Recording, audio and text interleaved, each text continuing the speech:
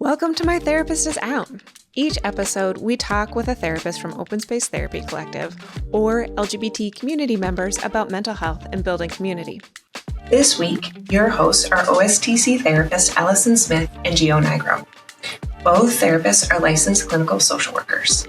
Allison specializes in integrating trauma-informed abolitionist frameworks to supporting clients in exploring identity, relationships, and cultural connections. Gio specializes in working with queer adults and older adults who struggle to understand their identity and behaviors and who desire to gain confidence and release shame from their past experiences. Please note that this episode was recorded before Gio updated their name, and so you will hear their old name in the conversation between Allison and Gio.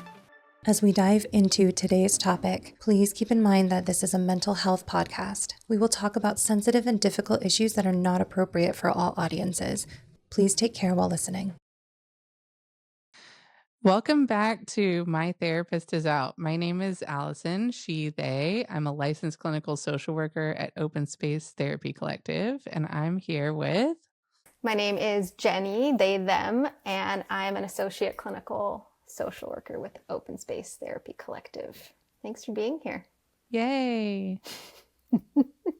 Podcast time. So this is part of our series on identity-based harm and community care.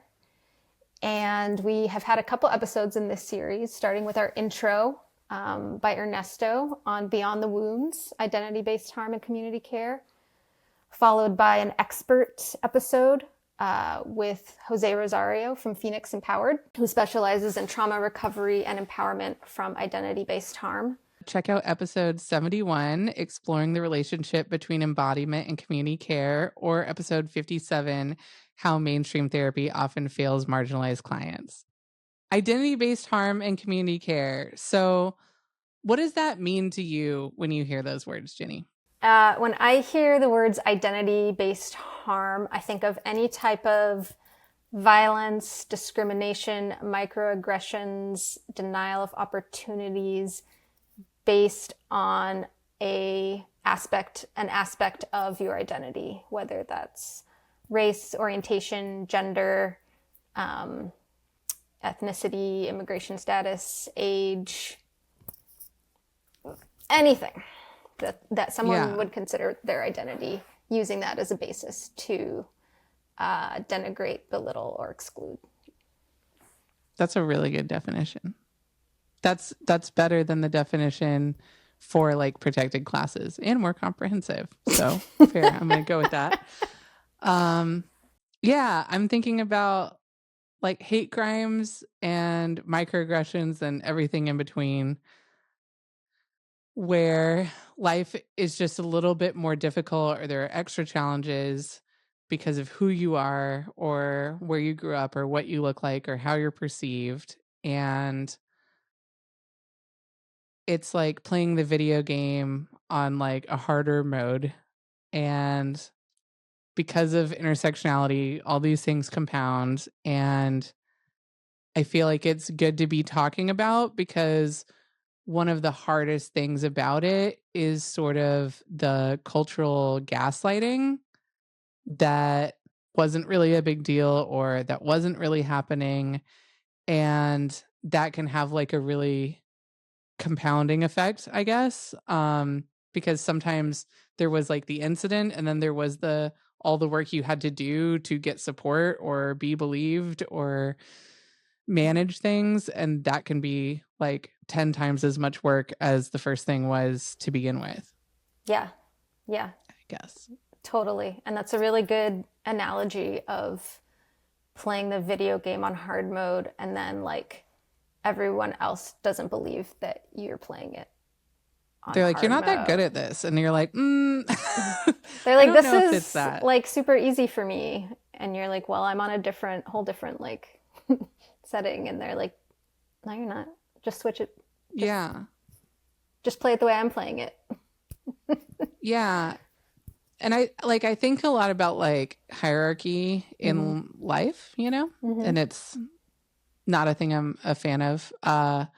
But there's like I heard someone describe, and I'm going to do it poorly right now, but that like microaggressions, while they may seem small or whatever, are like the reminder of like the totality of the disparity in terms of hierarchy, like between people. Like it's that constant like reminder or reinforcement. And while that may seem harmless, like that disparity is enforced by violence, right? Like the violence of the state or the violence of others that the state does endorse or not respond to or manage or whatever that is. And so like even these small things that are mostly just reminders of difference, the gulf of that difference is maintained with violence. So it's significant in that way.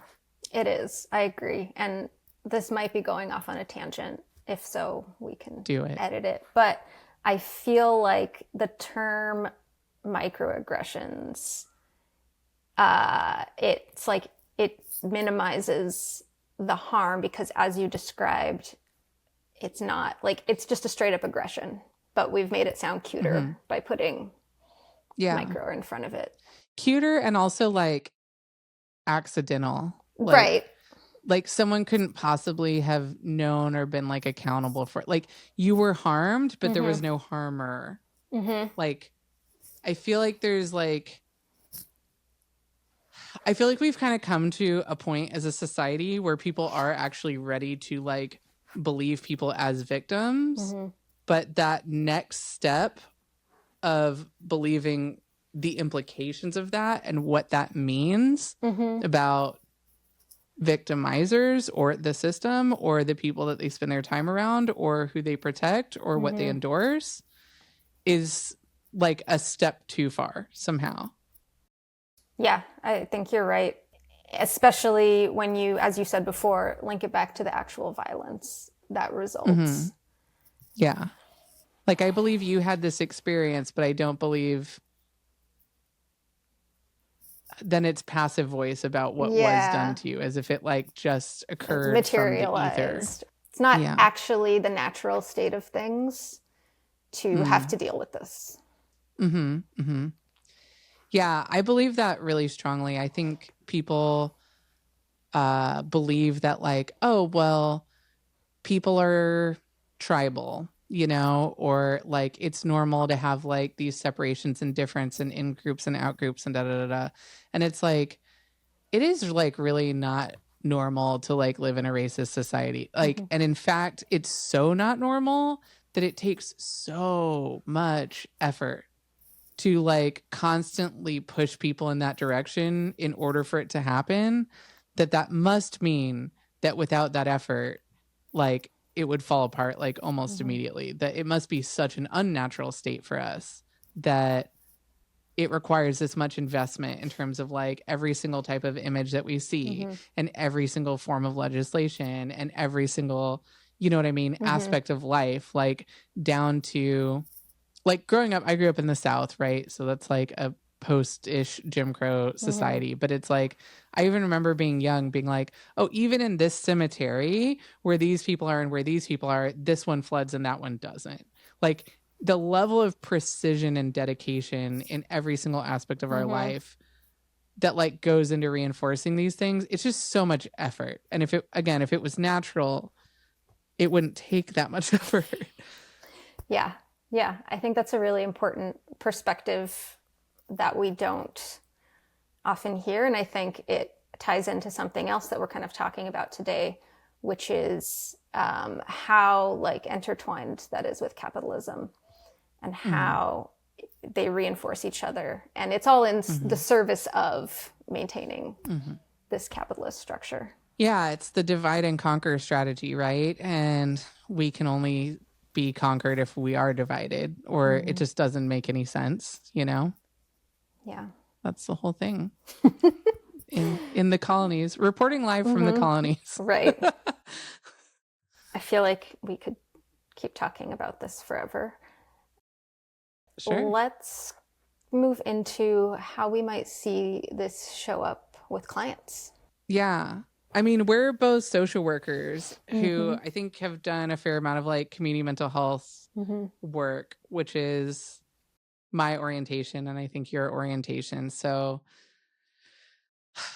I see it a lot. Yeah. I mean, access, sometimes the thing that we're trying to solve like really can't be solved. So like it's very hard to do like wonderful Freudian therapy and get into like family patterns with a client that is hungry. It's really hard, there are all of these things like this hierarchy of needs that all sort of need to be solved before you even can get into like approaching these deeper things. And like we see the fact that poverty has like a direct effect on like all forms of illness, but also mental illness. And so if that's the case, then it is always exacerbated by like these adverse childhood experiences and a lack of resources, that this is like an inevitable outcome. It's very difficult because a lot of times we don't have the tools to solve like those conditions of this purposeful thing by which the clients that we work with are suffering deliberately because the system has chosen that they should. Right. And then sort of told them, well, if you're depressed and anxious, then that's on you and you should go to therapy. Right. My dad would always say, like, it's not paranoia if they really are out to get you. Mm-hmm. Which I'm not here to tell anyone whether it is or is not paranoia. You should go to therapy and talk to a therapist about your specific situation. But it is a fair thing of like this idea that if we just like breathe better, that's going to make the world, sometimes the world is threatening. How do we manage that and survive and deal with that amount of stress in a way that doesn't paralyze us? Yeah, it's a great question. Similar to what we were talking about before, where there's like the initial harm and then there's like the compounding harm, a lot of times that can happen even in relationships or in families in ways that sort of start well-meaning but are compounding, like you don't want your child or your partner to like have a hard life, so you're hard on them. Or we have people that come in that have like been the recipient of that, when what we know is like being affirmed by the people closest to you is like much more important even than what you're experiencing outside, that it's so protective. But, we definitely have clients that have not had the support from their families that they should have. And that certainly didn't prevent them from experiencing pain. That was the pain. Yeah, definitely. And I think, especially now in therapy, we're seeing even more feelings of isolation and like fear of connection, because a lot of connections seem just fraught with the possibility of identity-based harm on many different levels.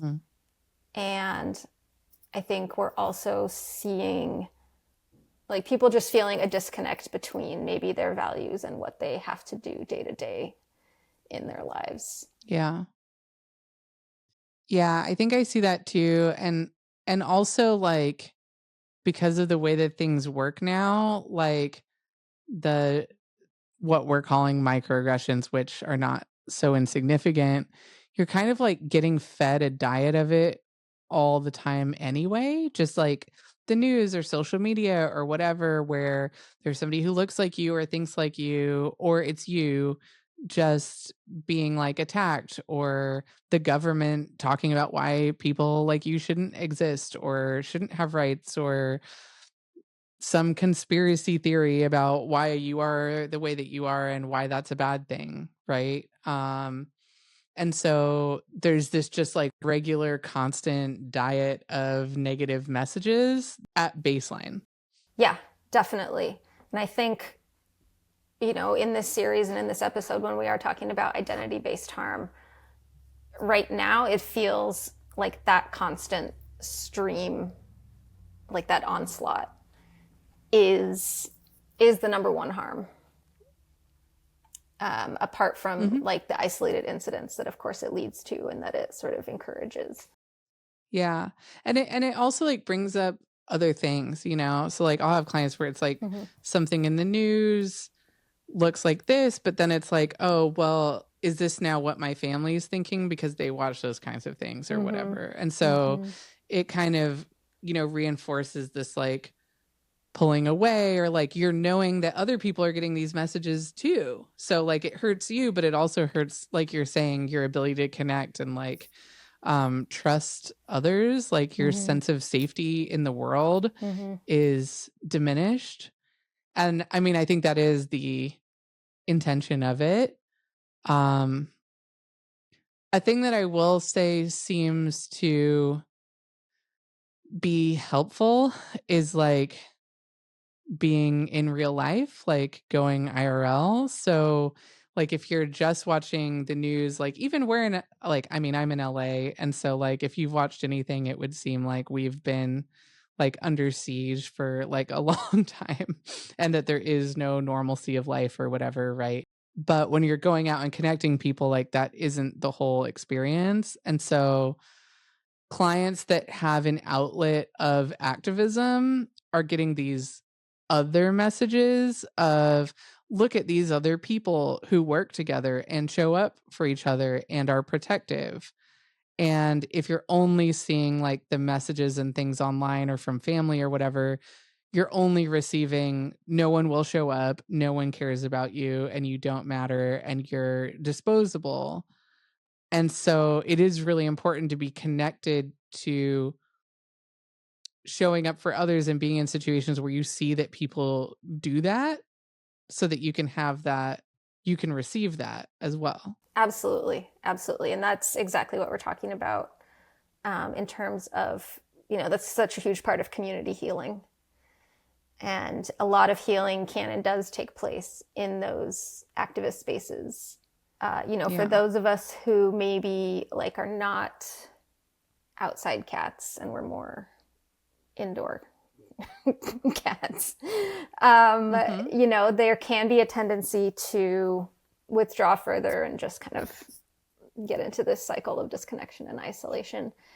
And in those cases, you know, reading about your community history, queer history, trans history, any other specific group history, connecting to your own like lineage of struggle, whatever that looks like for you, if it's through your biological family or just through your other communities, can also help to sort of contextualize what's going on and help you feel connected, even if you are not able to do like physically be in person with people due to reasons.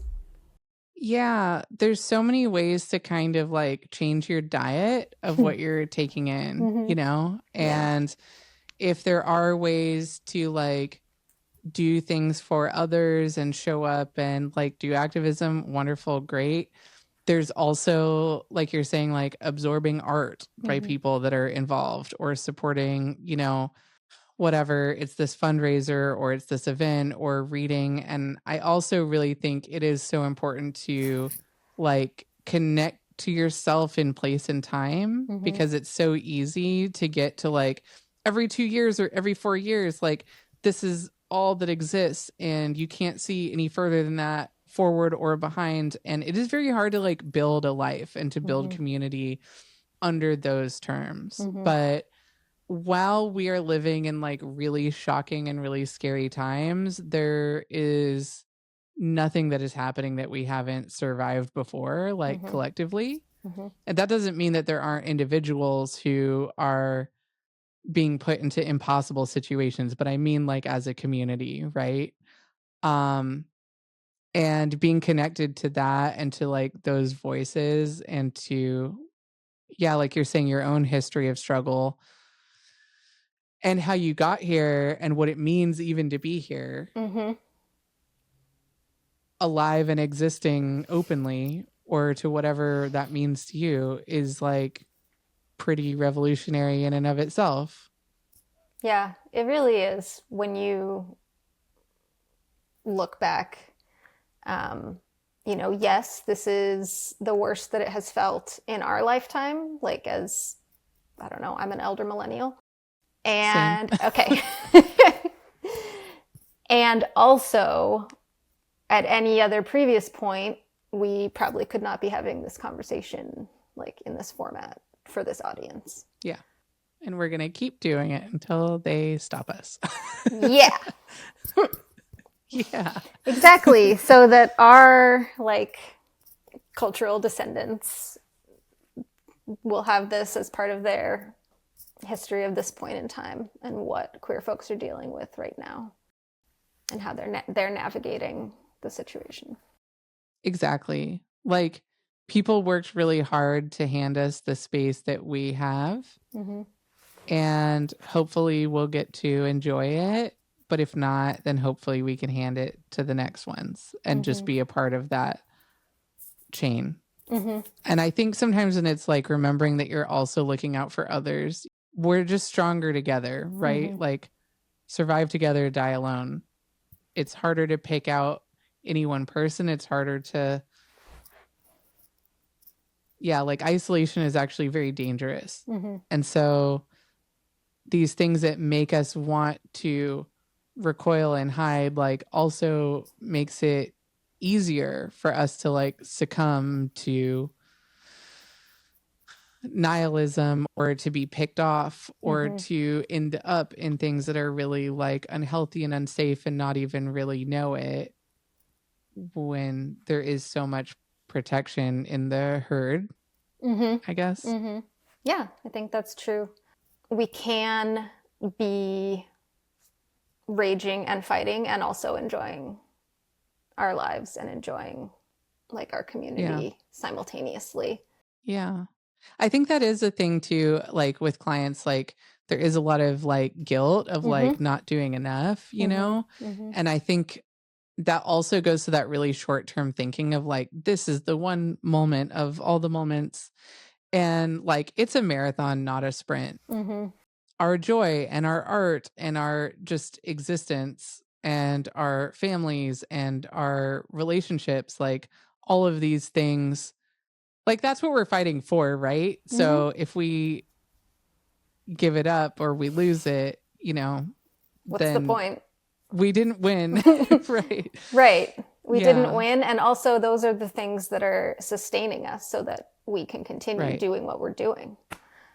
Well, and that's also how we keep our culture, right? Like our own version of our, language or idiosyncrasies or whatever it is, like the culture that we've built together. Like that's the thing we're trying to protect, right? And so like maintaining it is like a really important sacred duty.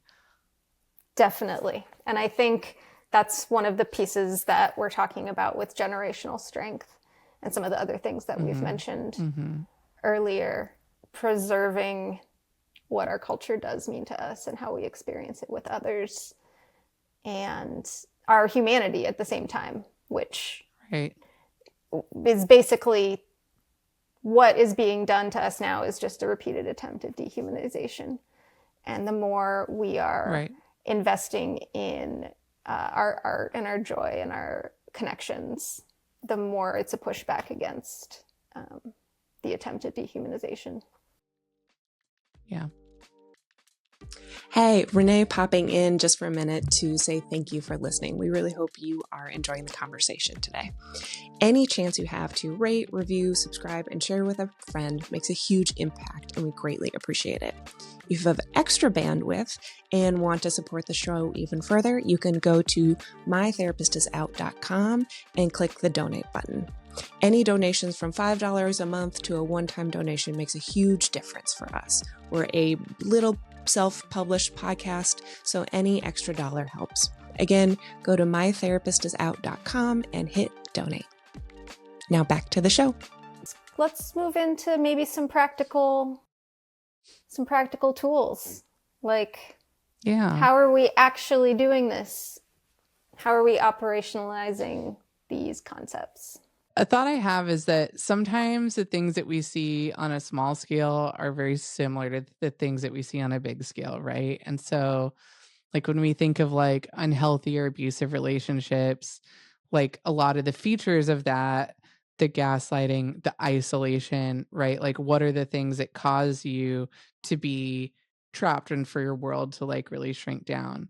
And I think that that is a very similar dynamic on like a larger scale where our relationship to our society or to our government can also feel the same as like an individual relationship that is just kind of abusive. Like it's having these same kind of intended effects. And so like I think about the things that I would work with on that smaller scale and on that bigger scale, like very similarly, right? So it's like the immediate point isn't necessarily to get to someone to leave, it's to build up those protective factors.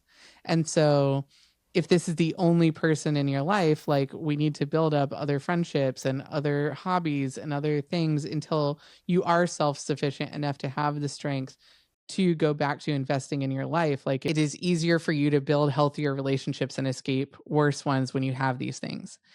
And so I think about the things that scale in a very similar way. And so like, how do we go about like building those muscles and building those resources? And it definitely, a lot of it is making sure that like we're connected with other people. And there's a lot of ways to get started doing that if you do feel like, wow, I really don't have enough friends that I can rely on, you know, and I really don't feel like I have a strong community, or I don't really feel like I know how to show up or where to go or even what's going on. There are starting steps to that are achievable. Yeah. Let's throw a couple concrete ones out there. Yeah. Well, I mean, one is like, I think for me, a big one is like having hobbies and art or whatever. Like you can take a class in just about anything and you will meet people, and that will be structured in a way that is really approachable. That is so true. Whether that's like pottery or weaving or like whatever that is. And I think there's something about a class that I really like because it creates like there's a regular cadence and there's something like that. So whether that's like local community college or just any interest, like it doesn't actually matter if you're that invested in it, but you're stretching yourself into building a new skill and being around new people regularly and creating an openness for some of those next levels of bonding to potentially enter your life. Totally. That's a great, concrete, accessible example. Other ways, you know, book clubs are kind of a similar vibe. Walking around your neighborhood, if that feels safe to you. Yeah, I think it's like there are like community events where it's like everyone is in a run club or everyone goes roller skating or this is like gelato day. I mean, I live in LA, so there's like a day and a thing for everything. And like, or there's Queerly Connected. Or what if it's Queerly Connected? Yes, come to that at very least. Yeah. And like, what do you think in terms of some of the barriers to doing that? Like the reasons that feels intimidating and hard to do? Yeah, that's a great question. I think something that I see with clients in therapy as a barrier, thinking that maybe they're not good enough to show up in these spaces. Again, which is likely related to being in isolation and being fed a steady stream of, you know, dehumanization, or thinking that they don't have enough knowledge about X, or they don't have the skills for Y, whether that's the social skills or some other type of skill. I think something else that is a barrier that I see come up a lot for people is fear of knowing how to maintain a connection once a connection's been made. You know, I see a lot of people say, well, okay, I can go to a class, I can go to an event and like, you know, be social for 2 hours and meet people. But once I go back home, like I can't maintain it. Yeah, I think people really fear like all forms of rejection, which are terrible. Although it is sort of a muscle that can get stronger and less intimidating if you use it. I think it's like not wanting to have the risk of that bad thing happening, but at the same time, being in a zero risk situation will also mean being perfectly alone and speaking to no one ever. And it is a fair point about like, what do we do with the maintenance? I think we get a lot of messages. I mean, this is like a very like heteronormative, monogamy normative like view, but it's like you have to heal and in isolation and then be totally perfect. And then you can be in a relationship with someone when you've like earned it by solving everything inside of yourself and not needing anyone ever. And it is a valid thing that we like do have individual accountability and individual journeys, but a lot of our attachment heals in attachment. Like, how are we going to get better at receiving care if we're not receiving care? How are we going to get better at like being uncomfortable if we're not uncomfortable?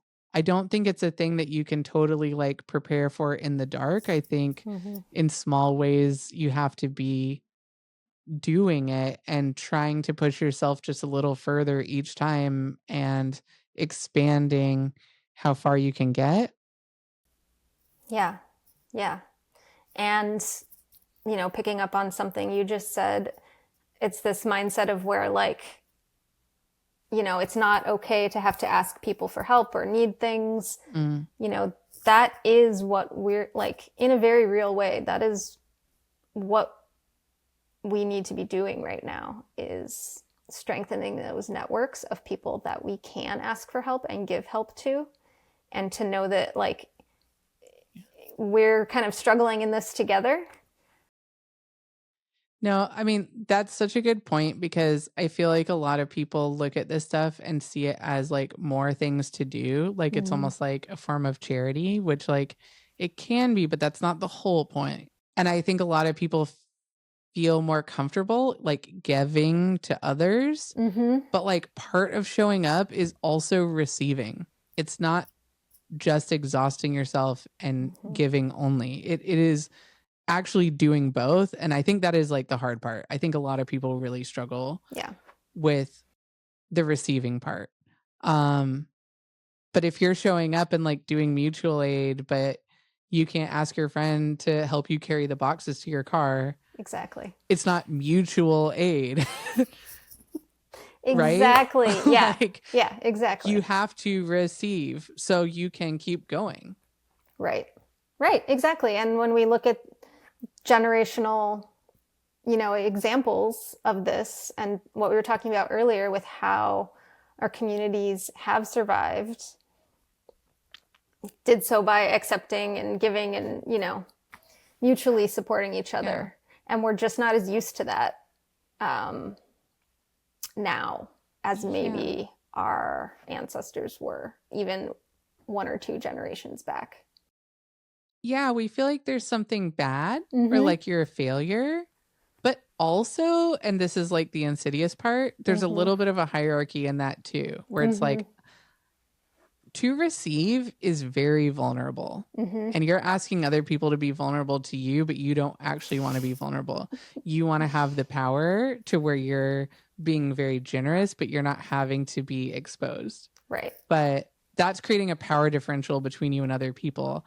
And when you are willing to like receive, you're also like destigmatizing what it is for the people around you to be receiving as well, which is actually really important.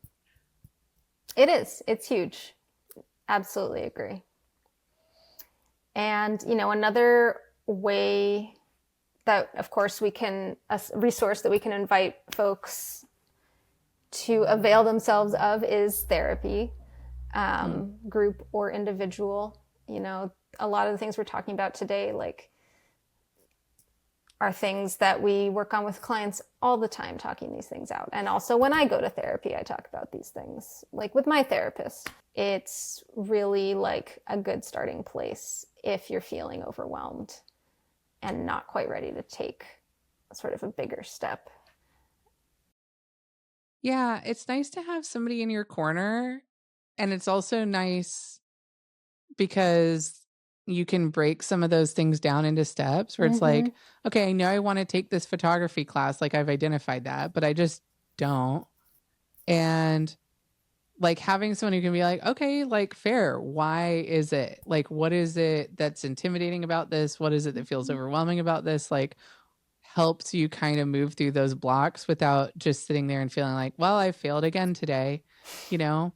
Because I do think like there's reasons people do things. There's especially reasons people avoid doing things. It's not like, I don't even really believe in laziness as a concept at all. Me neither. Right? So absolutely not.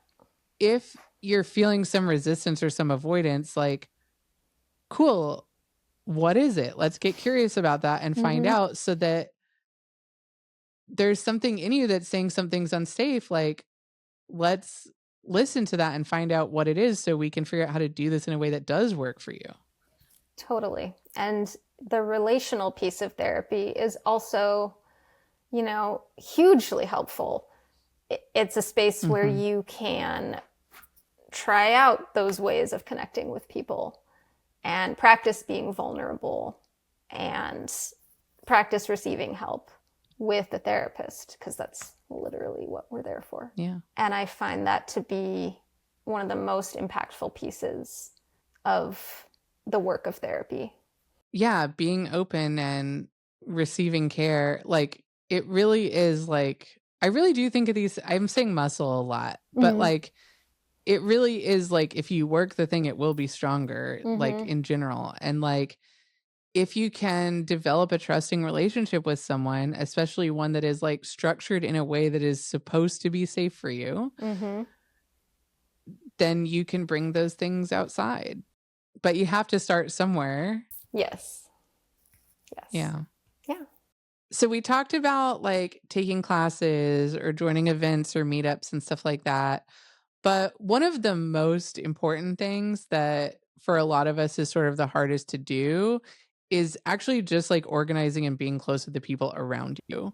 So it's like getting to know your coworkers well, or your neighbors well, or the local businesses in your neighborhoods well, or like making those connections nearby. Like, how do you make a neighborhood into a community, into a support system? Yeah, that's a great point. I think a lot of times, like, our inclination is to think, well, I want to connect with people who are like me, and I will feel safer only in queer spaces. And that's wonderful. Like, and I'm so happy those spaces exist. And I totally agree. They're fantastic. And by connecting with the people literally in proximity to you, that's also going to build your safety network. Because, you know, in all areas of your life, you're going to want to have connections that you can ask for help, even if you don't end up asking them for help. You know, it's good to think about, like, we are in a time where we really don't know what's going to happen, what kind of help we might need to ask for in the coming weeks, months, years. And getting to know your neighbors, the businesses around you, coworkers, I totally agree. Yeah, and I mean, not to be scary or whatever, you know, but like I just was. Well, I was going to be more scary, but I'm trying to soften it mentally right now. But, you know, things happen in life where sometimes, you know, what if it's hard to get cell phone reception or something like that? And where would you go? And like, who are the people around you? Like, and also even in getting to know them, if you don't like some of them, at least you know which ones you don't like, but you may also find which ones like are trustworthy. But part of it is also about like just general economic support, right? Like, some of the structure of like suburban white flight in America and how we do it, and then we have the suburbs that we're like subsidizing financially, and it's a whole thing for its own time. But is the idea of like, if you can get everybody separated like this, then everybody has to have a lawnmower and everybody has to have a whatever, and we can sell them more stuff the less they talk. Mm-hmm. But there is also like an incredible advantage to sharing resources with people around you. Mm-hmm. And those can also be things like childcare, you know, or animal pet care, Right. or, you know, oh, I have a little bit of extra of this and you can have that, or can I borrow this thing that I only use like once a month and we don't need to each have one, we could share one. And all of those things like give us a lot of surplus, like whether it's finances or time or whatever Mm-hmm. it is that like we can do more with, that trying to do on our own is like, it's much harder and much more expensive, and it's just designed to exhaust you, I think.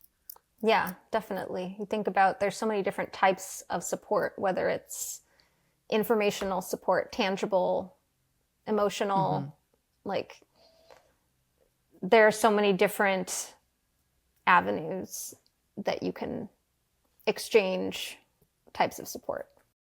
Yeah. So what did we cover today? Like we talked a lot about identity-based harm and the different ways that that can look. Yeah, how it shows up in day-to-day life, how it impacts relationships, and how it's all sort of these pieces of the larger puzzle of keeping people separated and isolated. Yeah. We also talked about like learning and connecting to like our histories and investing in our futures and ways that you can kind of situate yourself in time and space. Definitely, whether that's through your like ancestral family lineage or your queer identity and your place in queer history, and these sort of new lineages that we're building can be just a huge part of feeling a community around you, gathering strength and support. Yeah. We talked about the role of therapy and building healthy support systems as kind of like a protective factor. Definitely, whether that's full out activism, a neighborhood get together, anything in between, or starting with yourself in a therapy session. They're all, again, pieces of the puzzle of just maintaining those connections that are part of community healing. Yeah. And we talked about like some of the common things that kind of get in the way and make it hard to do that.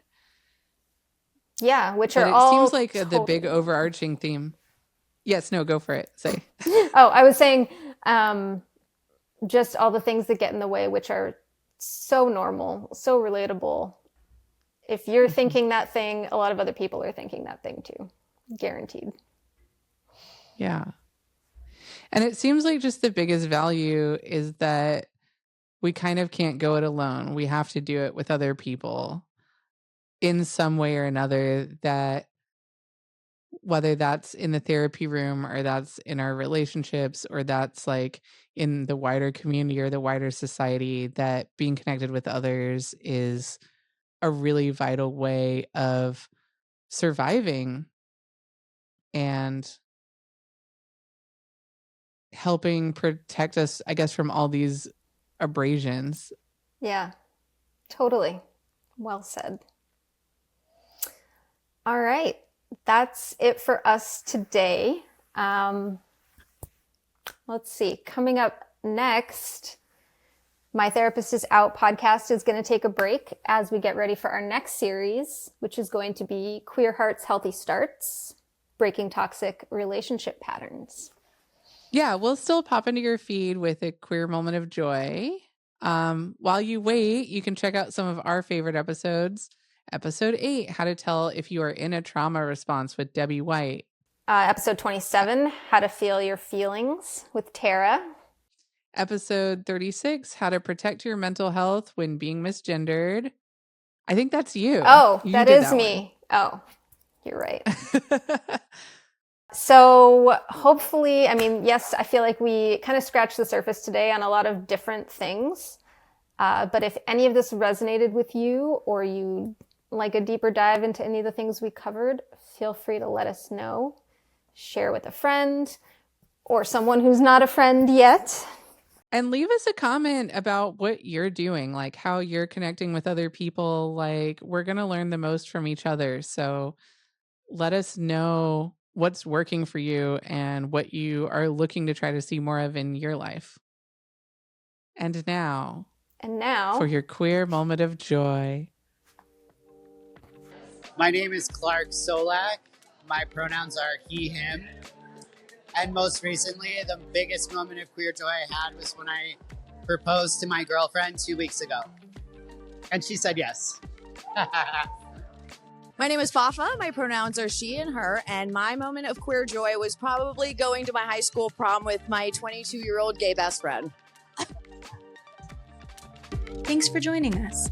If you're in California and looking for a therapist, visit our website at openspacetherapycollective.com and book a free intro call with one of our therapists. If you're enjoying My Therapist Is Out, please rate, review, and follow us on Spotify, Apple Podcasts, and YouTube. Do you know somebody who could use a little extra dose of queer community? Send them one of your favorite episodes of My Therapist Is Out and help our collective grow one listen at a time. My Therapist Is Out is an open space therapy collective podcast, and our podcast editing is done by Rachel Peltzer and Smash and Grab Studio. We'd love to hear from you about today's topic, so email us at info@openspacetherapycollective.com. You can find us on TikTok and Instagram at Open Space Therapy Collective. Thanks for listening.